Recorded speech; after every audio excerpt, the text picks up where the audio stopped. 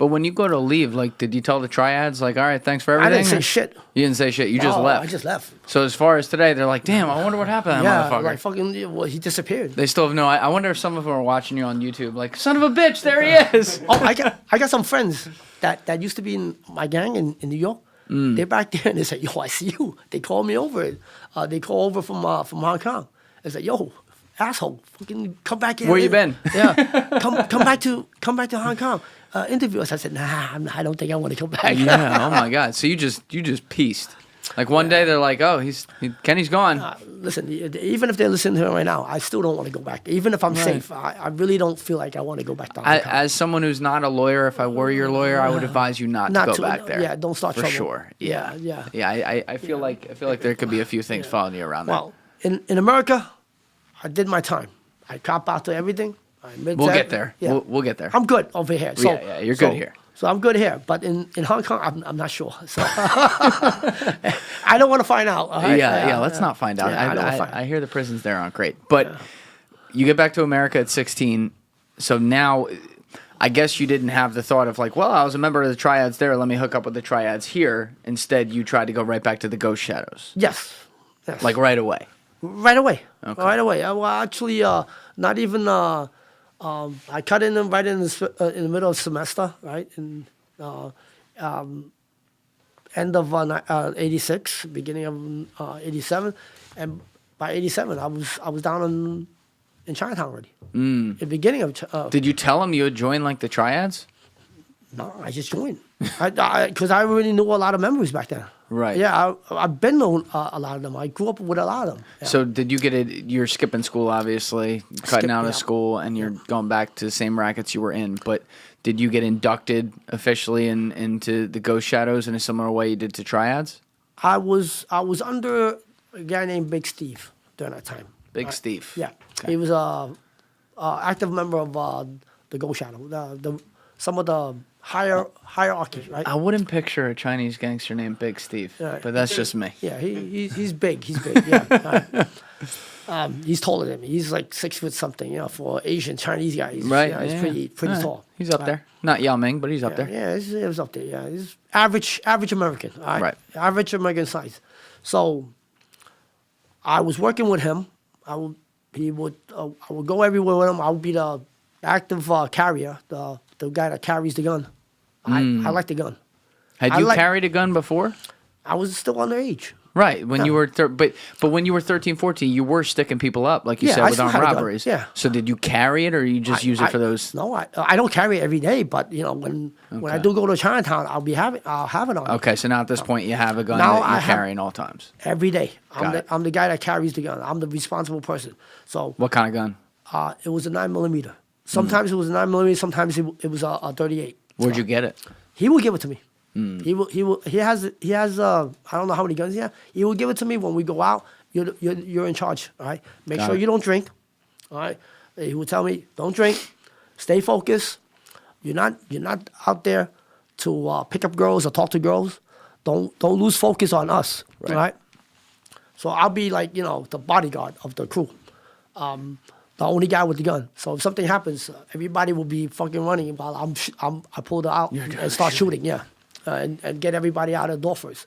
That was my responsibility. So you're basically Big Steve's security. I was the crew security because not everybody carries. Yeah.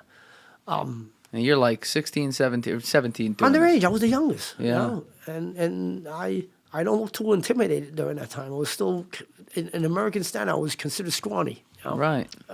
But I was able to conceal the gun. That gun was fucking heavier than me. So besides that, what did you get back to like armed robberies and stuff too? No, elevated a little bit. I started. I didn't really have a chance. It was just the beginning with Big Steve. He had a drug run. Business that he was doing. The day I was supposed to, my turn to deliver the goods, I was sleeping in a safe house in one of the clubhouses. I was with a girl. I was sleeping in with a girl. He came in he was like, he was about to tell me that it was my turn. So I already knew once he opened the door, I said, I'll get dressed right away. I'll be ready in 2 minutes, right? He said, no, stay. He saw me with the girl. He said, stay. Don't worry, I got this. You get the next one. And he went and he never came back. So after a few days later, we found out that he got locked up. Oh, he got locked up? He didn't get killed? Yeah, he got locked up. What did he get locked up for? Heroin. Yeah. So the only person that we had to go to was the street boss, the boss of the gang, Robin, my boss. And went there for asking for ask questions, and eventually told us, this is what happened. Now, there was 4 of us. The other 3 didn't want to stay. He said, we're done. We're going back to Brooklyn. Leaving the life. They're leaving the life. All right. At 17, Robin asked me, you want to go or you want to stay? All right. I have the obligation to ask to ask you because Steve is my brother. He's not around no more for the time being. He's going to be away for a little bit. Now, you're under my protection. All right. You want to stay? You stay with me. Automatically, I said, yes, I'll stay with you. But the other 3 went home. They didn't want to stay. And very at the beginning, he already took a liking to me. I was able, smart, and slick, good trades of a gangster.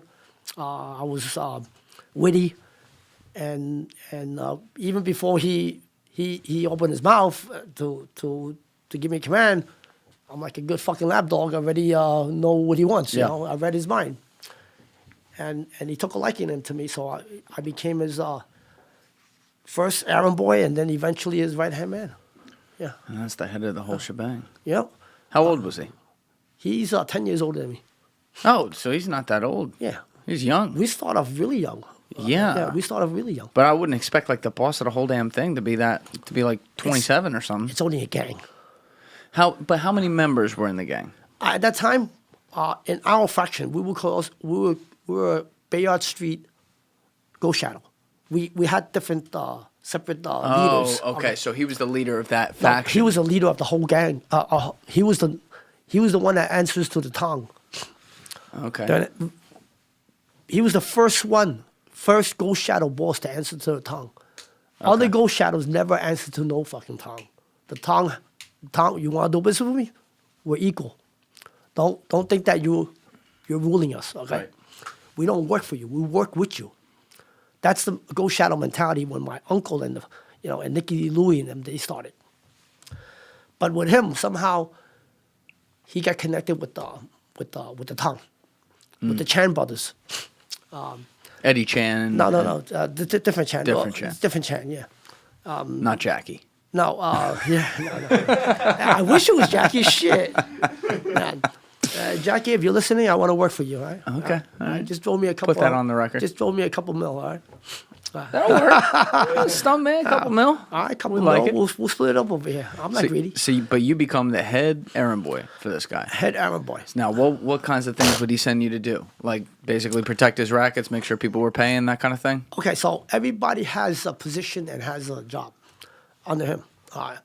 There's a captain, a lieutenant, that holds down the street soldiers. Some of them are doing collective, going around collecting money for motor rackets. Some of them are positioned that will organize the soldiers to do protection for the gambling houses. Because back then, during my time, the gambling houses were 24 hours. At all hours, because Atlantic City was booming, but it was pretty inconvenient to travel to Atlantic City back then. So they would get off of work in restaurants or garment business or whatever, and they would carry their cash, come down our street, and gamble. And they knew that when they gamble in our street, our protective gambling establishment, nobody's gonna rob you. All right, you win, you come in, you lose your money, we'll be able to provide you a loan. All right, with interest, of course. Oh yeah. Now, when you leave, we make sure you get on your freaking your cab or whatever your car you're driving. You're out of here safely. Nobody's gonna fucking touch you within our vicinity. Right? We don't let people. We're not gonna let have you come in and gamble If you lose, you're good to go. If you win, you can't take your money out. Nah, we want you to come back. We want a normal cycle. You know, if things are going good, people can continue coming, thinking it's safe, and they can have fun. You know? So that's certain people do that, organize security, and only the very inner circle of the gang are able to deal with drugs. And all your places of operation are within Chinatown, Yes. effectively. Yes. You don't go anywhere else. Yes. Okay. Now, So, what was that? now, we do have a saying: we don't shit where we eat. Love that. I say that. How Okay. many times do I say that to you, Alessi? All the time. Gambling is a normal thing. It's like borderline gray area with the law. Yes. All right. With extortion and protection, right? The NYPD, they're not really gonna fuck with you. Even if they do, you know, they don't have the time. All right. And even if they do have the time, people are not gonna talk. Right. During my time, they're Yeah. not gonna talk. Yeah. Right? They think it's well deserved money that they can have a peace of mind and nobody else will fuck with them. Right? To let them operate their business. Now, what we don't do is that we don't sell drugs on our corners. We don't bring drugs through our streets. We'll make sure that we're clear of that nobody deals or have exchanges in our fucking turf. And if you do, we'll be the cop. We're gonna fucking confiscate your shit. We're gonna take that worse shit. than that. Yeah. We're gonna take shit from you. If it doesn't belong to us, we're gonna take it. All right. So that's how we operate. We deal outside of Chinatown. We don't bring the heat down to Chinatown. So if anything happens, unfortunately, outside China, at least the media or the police don't think it's gang related. It doesn't come back to Chinatown. You know? Okay, so there was a little bit of a workaround there then. Yeah. Okay. But then I broke that rule later on. Oh, you broke it and you operated within Chinatown. Yep. I started selling coke. When did that start? It started in 1989, 88, 89. Okay. So you're 18, 19. Mm-hmm. What got you into that business? Robin, my boss. Right. He used to do drugs too. He used to do coke too. I've been doing it also, but you know, we get it cheap. We get good stuff. Because we have this, have you ever heard of the Green Dragon? You know, they made this Yeah, story. yeah. All right, the head of the Green Dragon was, his name is Fukzhou Paul. Paul Okay. is his name. All right. He's from Fukzhou province.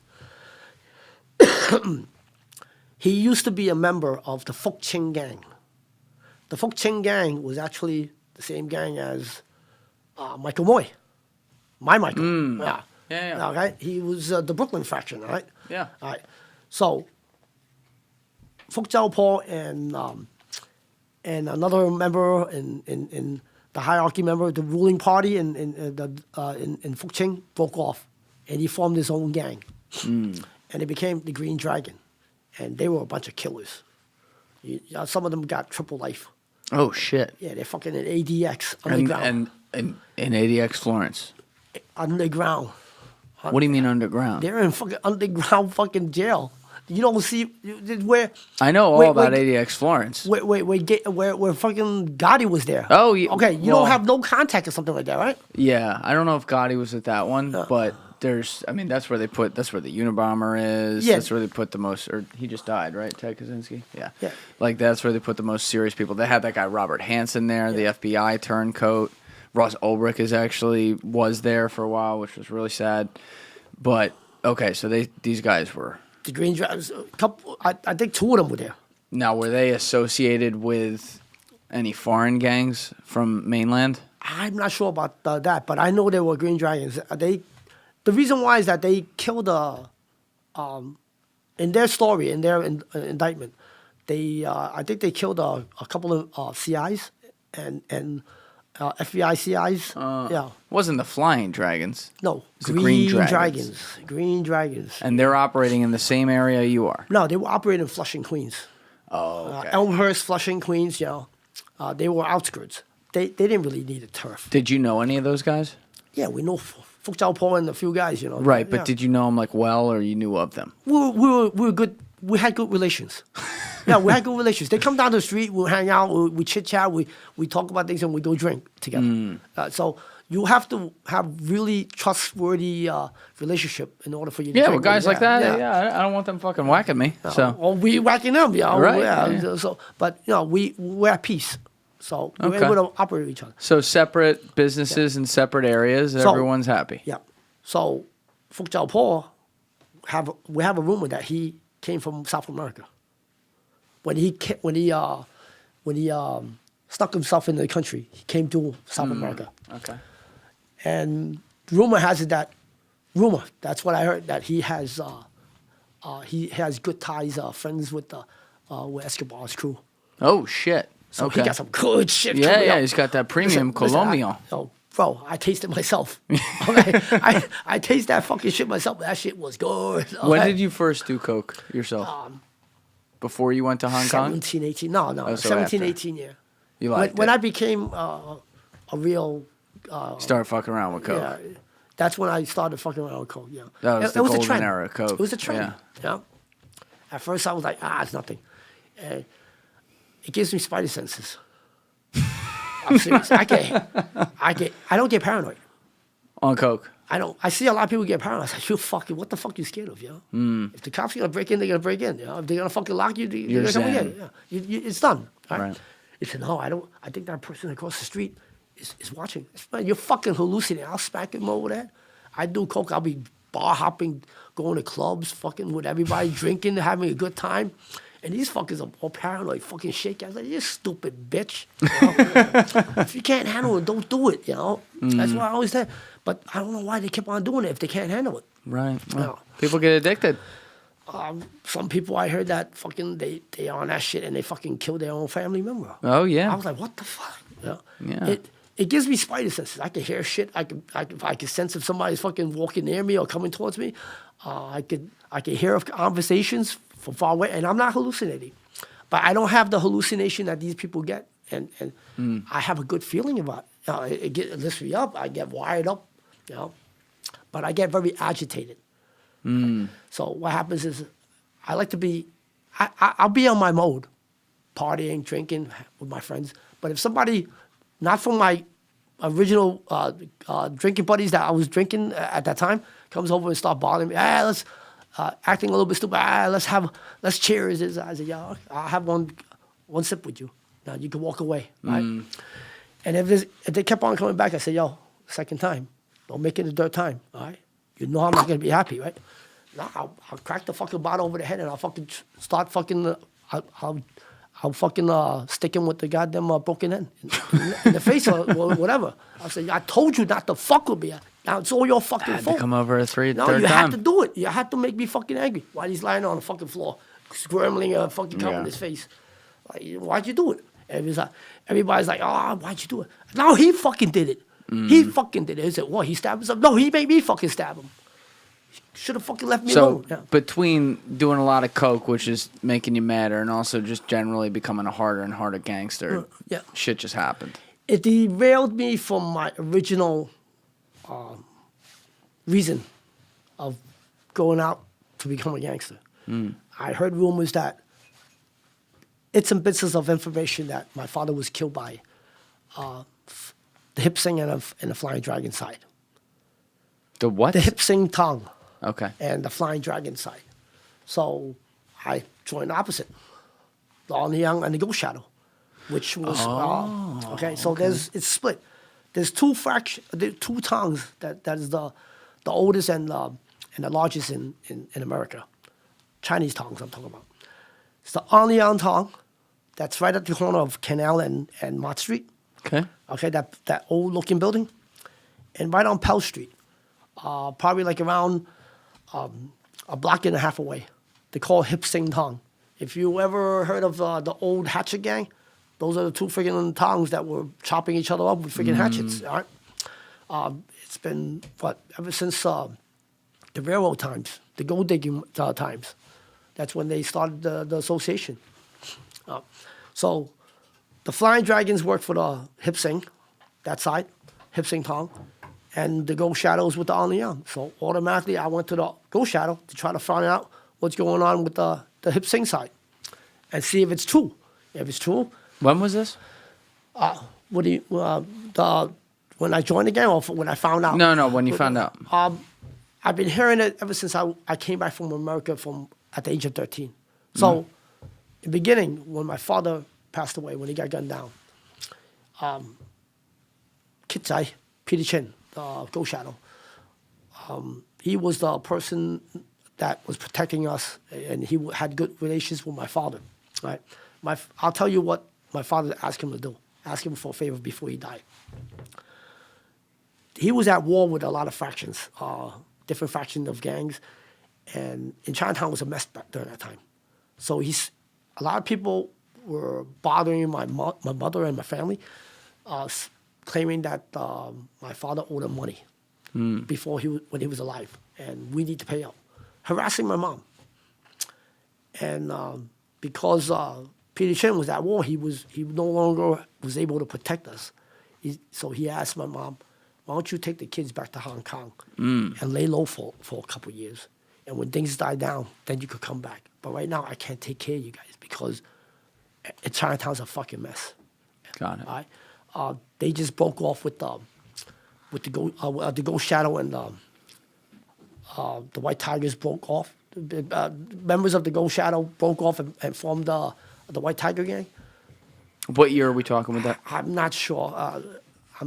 But, okay. But if you ever ask Michael, he has the full detail because he talks to my uncle all the time. So they both have a book coming out. I don't have that luxury. I think you need one. I'd read it. My story is not too compelling. I disagree. We're like an hour and a half in. It's pretty compelling. My uncle's story is very compelling. All right, but why do you say that? Why do you say his is more compelling? He has a very, very sad upbringing. Abusive father, very abusive. Was it here or? Yeah. Okay. And he joined a gang at the age of 11, 12. Bandit with friends, with Nicky Lou in them. Yeah. I'm not going to go into detail, but his book is coming out. His story is coming out soon. When my father passed away, I was so angry I forgot to cry. I never shed a tear. Right? But when he told me that story, how he grew up, and the shit that his household were going through, that what made him freaking go out, run away from home at that age, got kicked out of the house at 9 years old. 9 years old. And then at 11, eventually he freaking ran away. It was heartbroken to tell me about his mom, was abusive husband, everything. And the things that him and his sisters were going through, it fucking made me cry like a bitch. Tears were running down my face. I was like, damn, that shit. I mean, I thought my fucking life was fucked up. Your life was terrible. And that's what created a hardcore freaking gangster like him. And did he end up going down with the Rico? He did 20-something years. Oh, whoa. Yeah, he had a lot of time. I actually ran into him in jail. Yeah. All right, we'll get there. Yeah, it was funny. But I got you off where you were talking about the flying dragons. Yeah. And I think, what was it, White Tiger too? Was the White Tiger? Okay, the Ghost Shadow. Members got into separation. Some members, okay, so they broke off and formed a new gang, White Tiger gang. So and they were at war during that time too. And they were at war with the Ghost Shadow was at war with other, gangs. Now, everybody wanted our turf. Mott Street and Bayard Street is the most lucrative part of Chinatown. Why is that? All the gambling houses, all the big money, all the famous restaurants, all the nice bars and all that were located there. The most densely operated mahjong parlors. Mahjong, probably one table freaking 13 card games, Pai Gao, all those Chinese gambling games, and it was the safest place. So brought in a lot of money, and everybody was eyeing it. So they wanted a piece. They wanted a piece.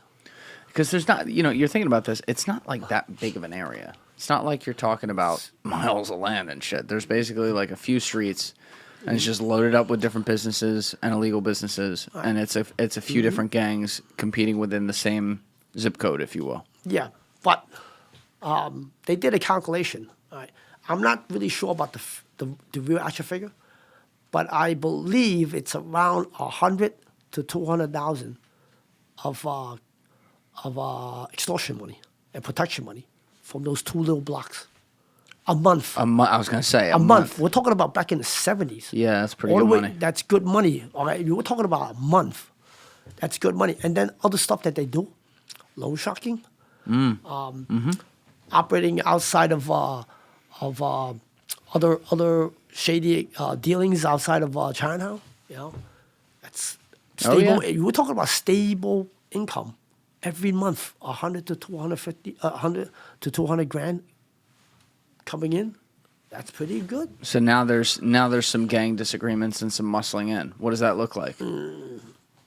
It looks like fucking shootout every day. Yeah. Yeah. It's like once the night falls, all you hear is if you ever hear of a place called the Junction in Brooklyn, that's where the Jamaicans and the Haitians live, and they fucking hate each other. At night, all you hear because I have a cousin that lives there. All you hear is fucking gunfire, pop, pop, pop, pop, pop, pop, pop, pop, pop, all night long, and then fucking the sirens, and then it stops for a little while, and then it starts pop, pop, pop, pop, pop again, and then the sirens come. Same shit was happening. It was like a fucking war zone during that time. Did you lose some of your friends? I didn't. I'm talking about that. That was the era where in the early '80s. Okay, so Yeah. just before your time. Yes. Okay. Okay. Now getting to my friends in '89. End of '89, I lost two friends at Winnie's Bar shooting. Can we pull up Winnie's Bar?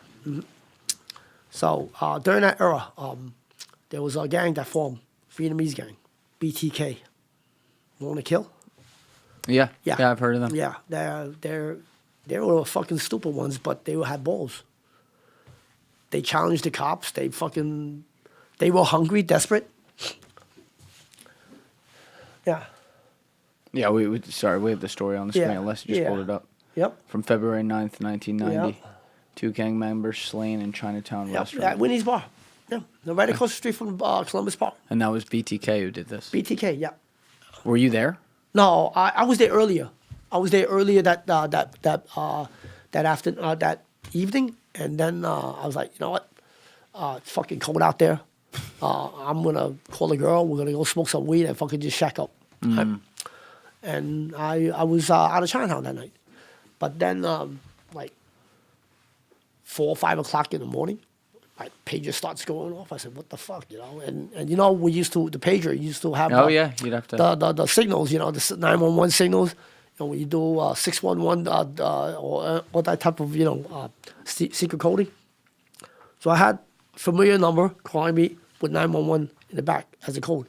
So I called back, and it said, and one of the guys that was on the street told me that Duck Singh and Kong Jai went down. Right? I said, what went down? They got shot. They got killed. They're dead. And these were 2 of your close friends? Yes. Did you grow up with them?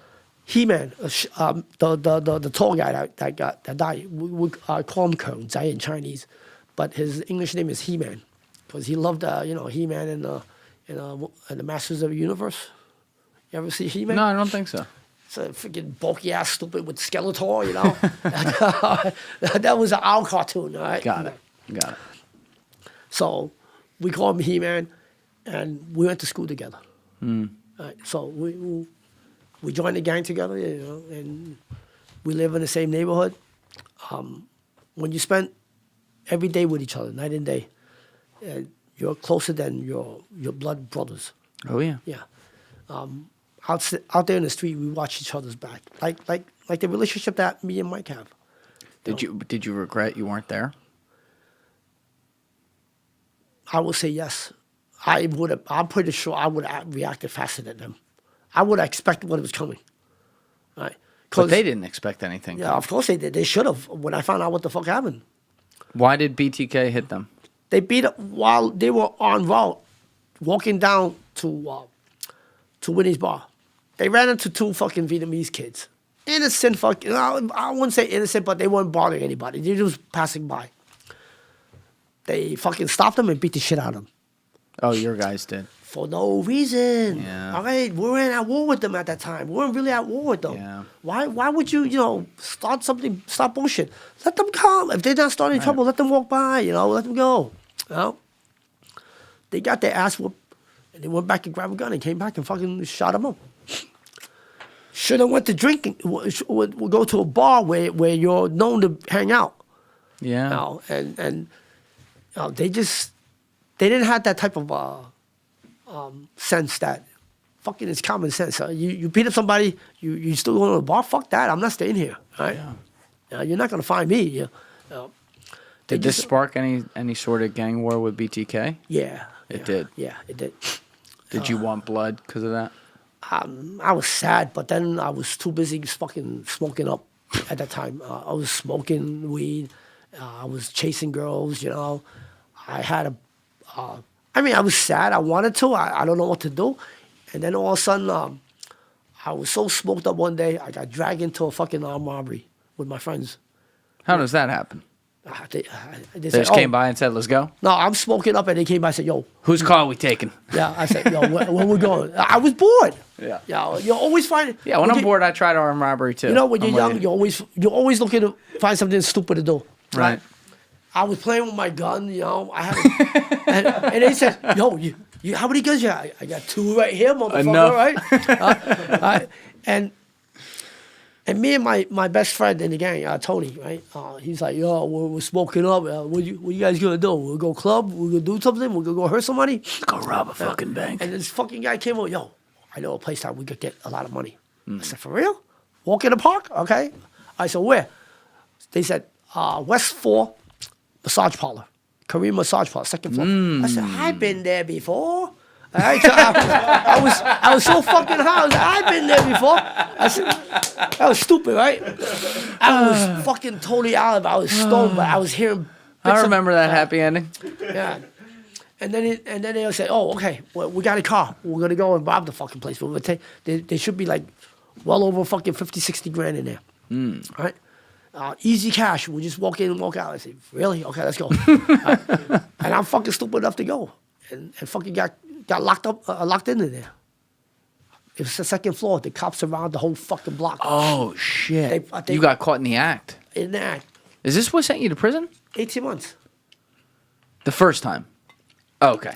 So you get caught. You only got 18 months for an armed robbery? Shit. Fucking talk my way down. That's not too bad. Who was your lawyer? Huh? Ben Braffman? No, I use public... Public defender. They try to hire me. They try to hire me a fucking a lawyer, right? And it costs us $5,000. I said, get the fuck out of here. $5,000, what you gonna do? Let me talk to the judge. So I said, you're fired. And then the court appointed me a fucking public defender. I said, damn, these guys are fucking good. They really tried to get me off, right? He's a young kid, this and that, What did he say? You were just there looking for a massage? Nah, they know. We were caught in the act, so there was no denying. You had the gun on you, obviously. Yeah. No, I put it on the floor, and I sat on the fucking sofa, the massage. Yeah. Like this? Yeah, I was like this, and they came and grabbed me, They came and grabbed. I was high as fuck. I was like, shit, I don't even know what the fuck was going on. When I got locked up to the precinct, I slept through that whole fucking process. When they shipped me to central booking, I was still sleeping through the whole. Until I saw the judge, I was like, whatever. I can't wait to get a fucking bed. Sent me to fucking Rikers, and I was sleeping in Rikers for 2 days. Oh, you were in Rikers. Yeah, for 2 days, and I never came out until 18 months later. Wait, you stayed in Rikers that whole time? Stayed in Rikers, and then they sent me upstate. Had to do the shaving, the spray down, and everything. Okay, wait a second. So they sent you to Rikers for 2 days. They bring you back to court. You fire your public defender. Is that when that happens? I fired the what you call it? The private. The private. Lawyer. You get the public guy. Get the public guy 2 months later, and then they start talking about a deal. A deal, and I said, "What's the deal?" He said, 18 months. I'll take that deal. I was like, "Fuck it," but I didn't know 18 months to it's 1.5 to 3 or 4.5. Oh, because it had it's 1/3, but it's conditional release on 2/3. So you had to behave yourself, basically. I had to behave myself for 18 months. Where'd they send you? Sing Sing? First, they sent me to fucking Elmira. Where? Elmira. Am I hearing that wrong? Oh, Elmira. Elmira. E-L- Yeah, yeah. yeah. Sorry, my Chinese. No, it's all good. The accent was there. All right. So it was upstate New York. Spent some time there, and then eventually. How was that? Good stay? It's okay. Proper amenities? A lot of fucking rats and mice around. Like the animal, not the human. No, kind. yeah. Yo, it's fucking infested. Right. Yeah, at night I gotta fucking hang my commissary fucking high up in the gate. They know how to fucking climb. Did you have other gang members in there with you, like from your gangs? Yeah, me and Tony's younger brother, we did our time all together. And he was in the same event as you, the same armed robbery? Yeah. But he wasn't high. It's just me and Tony was high. Right. Yeah. You were the one surprised when you woke up, like, what did we do?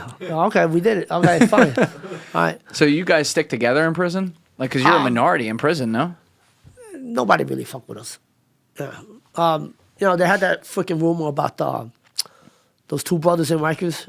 So that paved the way that nobody will fuck with the Chinese. Oh, you heard that story, you right? guys. Yeah. What was the rumor? About the two kung fu fighting motherfuckers.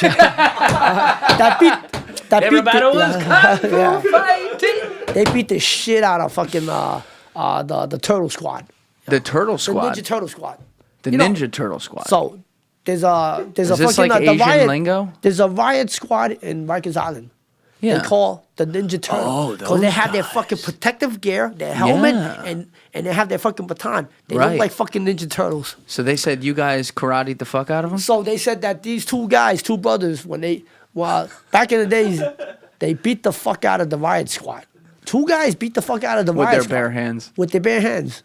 And eventually, that's kickstarted the rumor that Chinese are not, everybody's a fucking Bruce Lee, Right. kind of, yeah. The two of you were like sitting in the yard in Elmira, and like dudes are like talking at the bench over there, like pointing, and you're like, yeah. They were just curious that, oh shit, Asian guy, It was a rarity back then, It was a Yeah, fucking, it was like, what are you doing yeah, here? what the fuck are you doing there? You're fucking Chinese. Supposed to run a bank. Aren't you supposed to be a goody two-shoe or something like that?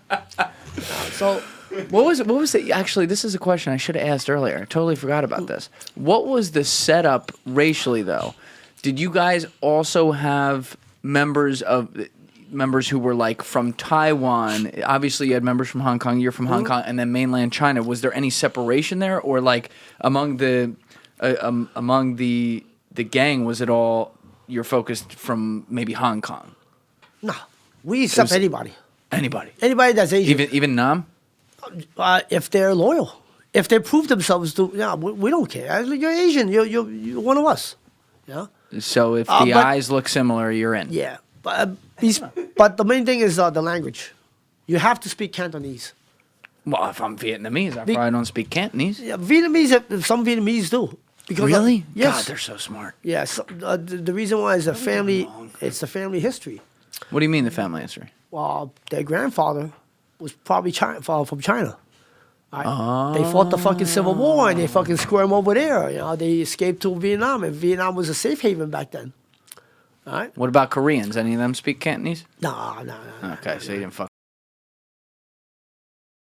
They fuck. Oh, with you didn't fuck with the Japanese at all. We grew up Disagreement over culinary instincts. No, it's about fucking World War II. Like. Yeah, that was recent history. Yeah, I read a lot of history. I want to learn about my own culture and what happened. Right. While I was in jail, got nothing better to do.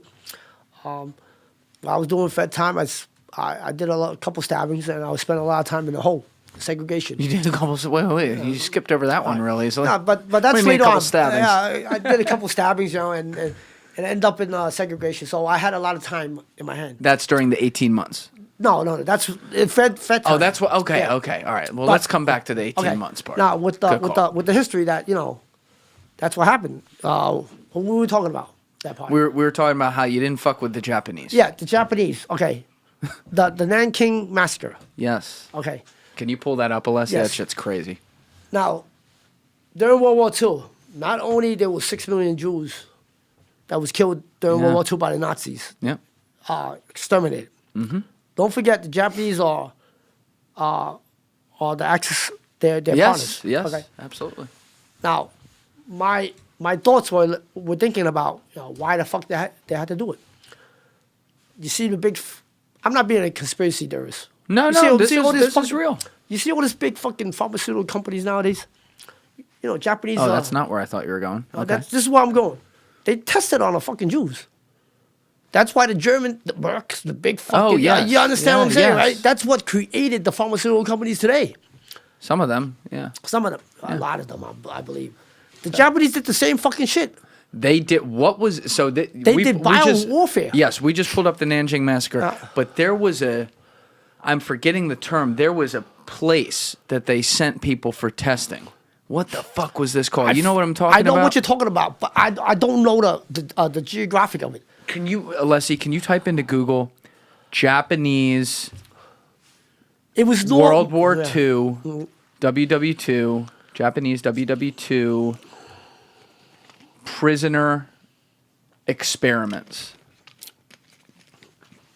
What was this called? Unit 731? Yes, hit that.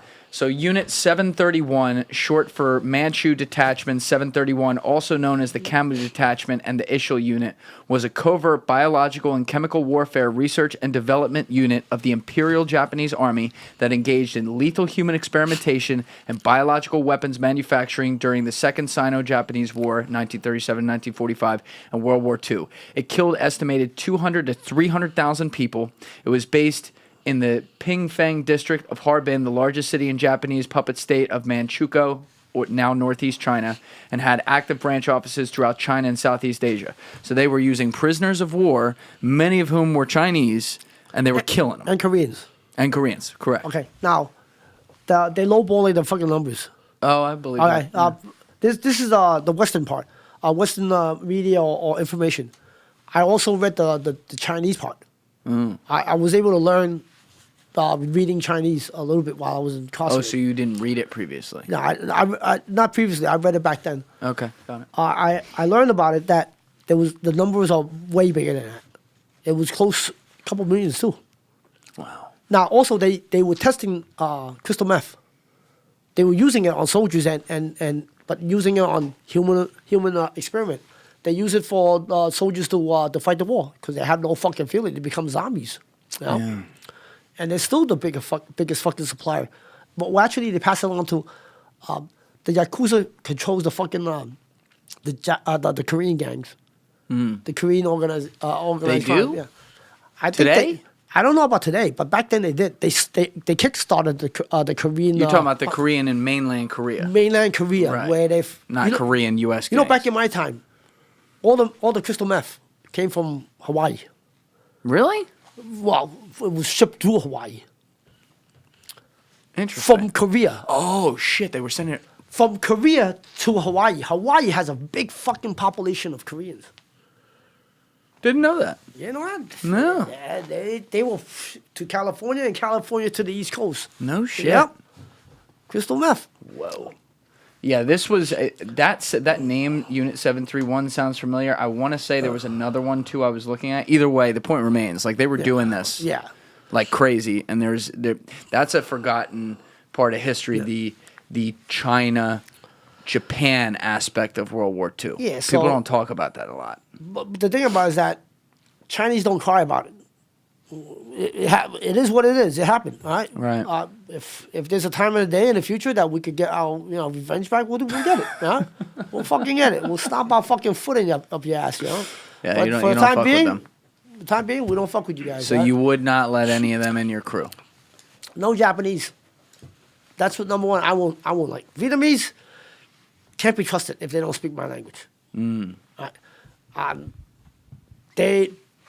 They're kind of very, very shady. They act without rules, without boundaries. The Vietnamese. They don't understand the culture. Why? Why do you think that is? We need to have a proper manner in China, so we don't draw attention to us. No, they fucking just like flashy, like that kind of thing. Fucking bombing a goddamn police patrol car. Right. Yeah, it's not good. Starting war with fucking the fifth precinct. The precinct. not good. That's not good. starting fucking trouble with all the gangs, with all the fucking Asian gangs band together, and want to fucking eliminate them. We're the only one that didn't. Nah, you go partnership, whatever. We take our own. We'll do our own.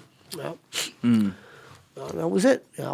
But during those 18 months, you study a lot of this history. Not just that 18 months afterwards in what you call Cartel. But remember, I did some school in Hong Kong when I was 15. Right. I was forced to learn Chinese. Yeah. So I read about that stuff, and they were teaching about it. That was a big fucking topic in history in China, in Hong Kong. Oh yeah. I'll bet. Because Hong Kong was occupied under occupation for what? I believe 3 years or something. 3 years and 8 months. Back then. And they killed a lot of people too. Oh yeah. They wiped out half the population in Hong Kong when the British fucking withdraw back to Australia. Whoa. MacArthur was there, Yeah. and they all, went to the British. Freaking went to India, and then eventually India was they were fighting over there too. So they had to go all the way back down to Australia. Whoa. And they mounted a massive attack later on with the Americans. Yeah. Now you get out of prison after 18 months. You're still only like 21, 22, right? I was on parole, state parole. Okay, but you go right back to Chinatown. Not really. No. My god sister Mona, right? She dragged me out. She had a telecommunication company, a people store, and when it had the big, the what they call it, the 8,000 freaking Motorola, the big fucking cell phone. So she had a store, and she said, "I need some people to work. Why don't you come and work for me?" She wasn't paying me much, but at least she got me off the streets. Were you back living with your mom at this point?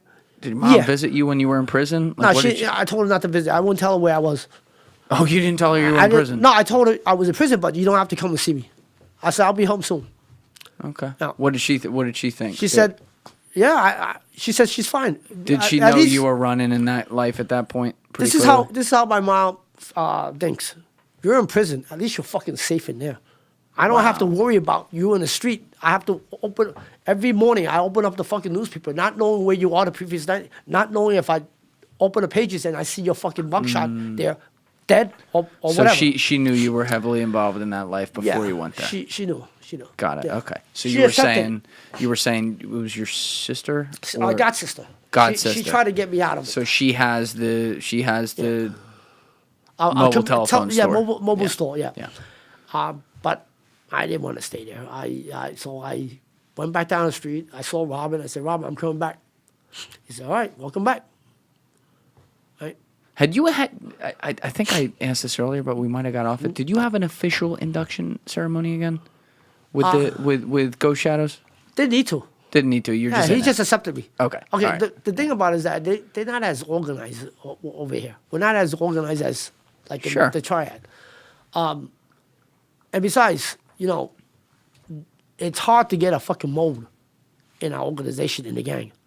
It's not like you could just you're in a fucking police academy and all of a sudden the instructors say, "Oh, you look like a fucking a good undercover. We're gonna put you on a project." No, you can't do that here. Sure.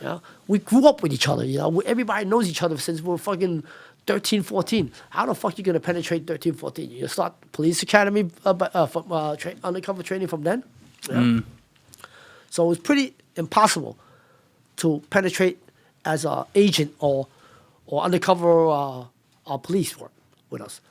Now the only way that they can fucking get us was if somebody gets locked up and threaten them with an asshole full of time. Yeah, then they rat. Then, you want to turn CI, motherfucker? Yeah. I give you this. You be on a payroll too. That's how they penetrate too. But we trusted each other until later on. When I came home from the 18 months, there was actually another person in that joined while I was away. His name is David. Fat, chubby little fucking kid. Looks nothing like a gangster. Looks like a fucking nerd. Somebody that you will fucking hate because he looks like a nerd, but he has those fucking devious fucking mischievous eyes that, you know, is always like fucking always calculating people. I was like, this motherfucker's evil. First time I met him, I didn't like him. His ass kissing skill, you know, kissing ass, was pretty high level. Got Robin and his girlfriend, you know, during that time, you know. Catered to their needs. Were you jealous of him because I wasn't jealous. I was more fucking like, you know, very suspicious of this fucking guy, right? This motherfucker don't look right, you know. He don't act right. He wasn't a rat in the beginning, but my suspicion wasn't all too off too. He's very manipulative. Right? More manipulative than I am. As a non-street guy that looks fucking nerdy and don't look like a fucking gangster, he's pretty fucking good. I'll give him that. All right?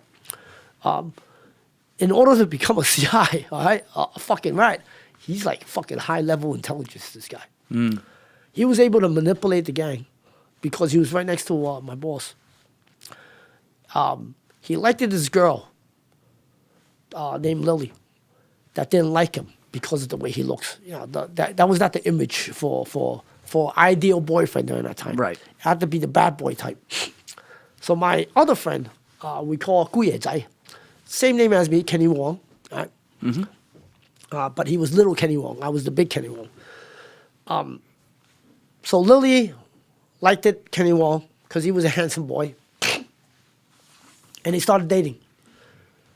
So in Fat David's mind, that fucking guy took my girl from me. He didn't fucking thought that, yo, you don't have what it makes to fucking have that girl. Yo, she's out of your league.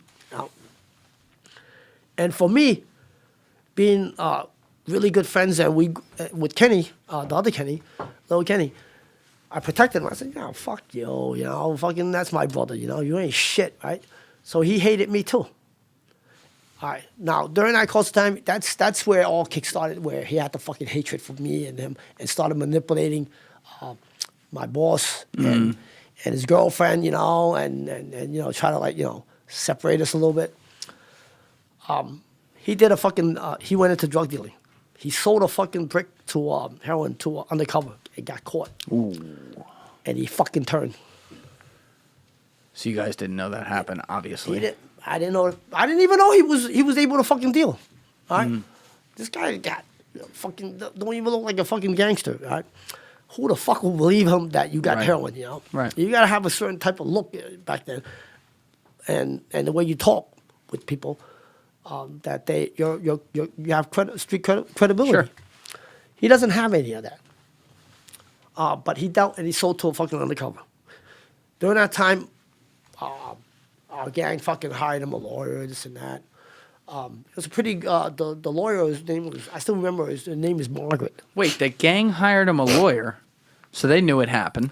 You didn't know, but they knew it happened. Margaret didn't know. Our lawyer didn't know in the beginning. But the gang hired him a lawyer. Yes. And so at some point, he makes a deal with the government, and the lawyer obviously doesn't tell the gang. No. Well, the lawyer can't tell the gang also because of, you know, it'll break the, client. Right, but, you know, does that really exist when the gang's hiring it? I don't know how that worked. I wasn't even mixed into the dynamic of that situation. Interesting. Okay. Eventually, he turned cold. And he was manipulative enough that me and Robin kind of like got into a fucking argument. Big argument. And I said, you know what? You're such a fucking hothead. Why don't you get, that's what Robin told me. Why don't you get the fuck off the street for a little bit? Lay low. All right? Go back home. All right? And I said to Robin, fuck you and fuck the whole fucking street. All right? You motherfuckers are going to call me back. All right? You need me. All right? So I left. Me and my other boys hang out in Brooklyn, Cropsey Park playing handball. Sometimes I'm in Flushing playing mahjong with other retired ghost shadows that came out of jail. Retired. So they left the life. They left the life. They did their time. They were the original crew from back in '84. Oh. They did their time. They came back, you know. And they stay away from it. They stay away from it. They're doing other stuff, you know. Okay. I'm not saying what they're doing. They're still not right, but they weren't. They're better citizens. Yes, they became. Maybe they're running a card game. Yeah. Some small stuff, you know. So I started hanging around with them. I was still around, but somehow this motherfucker started manipulating and told everybody I was the fucking CI. Oh. It was so convenient because I wasn't around. Ooh, it's like Matt Damon in The Departed. So the word got up to fucking to Onion, the Tongs, and the Tong want to take me out, right? And I heard about it. Take me out, motherfucker. You want to take me out? Me and Tony and a couple guys, I fucking strap and walk down the street. Who the fuck? I was walking down the street. Who the fuck wants to take me out? Come and get it. Come and get it now. Does a fucking... In Chinatown. In China. Just like... Does a CI look like that? Carrying a fucking gun, walking around and saying, who the fuck wants to take me out? Come and get it. Will a CI ever fucking do that? I don't know. Would they? That's some stupid shit. Yes, they would never fucking do that. He don't got the balls because he don't want to get exposed. All right? You don't want any fucking chance of getting exposed. I know that type of mentality. I feel. Sure. I was thinking over my mind all these fucking years about how the fuck he was thinking. You know, the psychology behind it. And then one day, the truth came out. All right? When is this? When is this? It was the day when I was playing Mahjong with this. Yeah, but like what year are we in? 1992. Okay. All right, 92, I believe. We already know that we were being investigated. All right? But I never had any dealings with the feds, with the FBI. I thought it was like NYPD. They're fucking fuck-offs, you know. Right, They don't mean shit to me. Now I know how powerful these guys are. Right. These guys can do wonders. You have no idea. Fucking FBI's are fucking dirty. They give you enough. Yo, they're fucking dirty tactics, all right? They can get to. How so? This fucking kid had a fucking wire. He's so fucking fat and clumsy. He was up in the clubhouse, and he fucking dropped it by accident. And everybody saw it? No, I wasn't there. Everybody else was there. They saw it on the floor. Everybody was dumbfounded. What the fuck was that? And all of a sudden, not even fucking 25 seconds, the fucking feds bum rushed in, fucking broke the door down, grabbed him and snatched him and took him away. 30 seconds. So you know how close they were. They were probably next door. They were right there, yeah. They were right next door. So you think because they make people wear wires, they play dirty? That's the day when Robin realized that he was wrong about me. He gave me a fucking emergency beep while I was playing Mahjong with the other freaking people up in Flushing. And this guy, he's an ex-Ghost Shadow. He did time, he came out, he's an ex-Ghost Shadow. His name is Peter Hom. We call him the Flying Horse, Fema. So he kept on saying, who's fucking paging you? Answer the fucking page, call him back so he just don't bother you. I said, Robin's fucking calling me. He said, oh, that's your dial. Why don't you call him back? I said, fuck him. Fuck him. Fuck everybody, right? I'm too busy. And he said, give me that page. I'll call him for you, right? He said, yo, it's 911. I think something's serious. He said, why don't you just give him a call? So I called him back. And he said, something happened in Chinatown. Don't come down. Something very big. Stay away, all right, for your own good. Then got in contact with Tony. I called Tony, my best friend in the gang. We talked. I said, okay, I'll come in to meet you. Go back to Brooklyn where we live around that area. And he told me, listen, he told me the whole story about the fucking recording device dropping and everything. He said, yo, shit is fucked up down in the street now. The feds are going to come for us. I said, stay away. Now, nobody in the fucking gang knew what I did. I only worked for one person, for Robin. So I thought I was safe. As long as Robin's not, you know. You thought you were insulated? Yeah, I was insulated. You got to go through Robin before you go through me. You know, I only did for whatever I did for Robin. You know, nobody else. And he's the head of the gang, right? So during that time, it was probably 92, 93. I was dating a Japanese girl. You were dating a Japanese girl? A Japanese girl, yeah. All right, hold on one minute. I got to go to the bathroom real fast, and then we'll come right back. But that was quite a twist right there. Okay. Revenge. Okay, so you were getting revenge for World War II with a Japanese girlfriend. Please do explain this. Okay, well, at the beginning, I was like, oh, Japanese girl. All right, never had it before. I've had the mainland. Now give me the island. I've dated quite a few girls. My time, different ethnic background. You know. What was your favorite? Korean. Korean. Why Korean? They're so submissive. They're like they. I don't know about nowadays, but back then they were shit. Nowadays with the K-pop thing, you know, they're probably pretty fucking bossy, you know. But back then, they were like fucking. They were answer to every whim, you know. They'd do anything for you. They even provide you with money, you know. They would give. Oh, they give you money. They were like sugar mamas too. Yeah, they were sugar mamas. As long as you could, you know, you satisfy their heart and body, you know. Yeah. Where were they getting this money? The happy ending shops. Yeah. Yeah, a lot of them. No, but some of them were. They come from rich families. Yeah, I dated a few Korean girls that were from, excuse me, rich families that have a good Christian upbringing. Well, you changed that. I met them at church. Yeah. You met them at church. You were going to church this whole time? Yeah, because I have Korean friends. They said, yo, you know where we could get beautiful girls? At fucking church. I was like, oh, shit. Now that's where we got to go. Yo. Listen, sorry to all the listeners out there. All right? As a heterosexual, all right, I'm going for it. All right, whatever fuck it takes. All right, I'm going for it. All right. In this day and age, I don't know about everybody else. More for me, you know, it's fine. Okay? Oh my God! But I'm going for it. Ooh. Okay. Don't tell me you never fucking met a girl in church. I've never met a girl in church. You can't get out of here. I don't go to church. So. Okay. Yeah. Now you should. Now you do. Okay. But it has to be the Korean ones. All right? Okay. Yeah. And I never had a Japanese before. Where'd you meet her? I met her. She's roaming around. She roams around. You know, she belonged to a cool girls called Black Shadow Girls. Of course she did. Yeah. God damn it.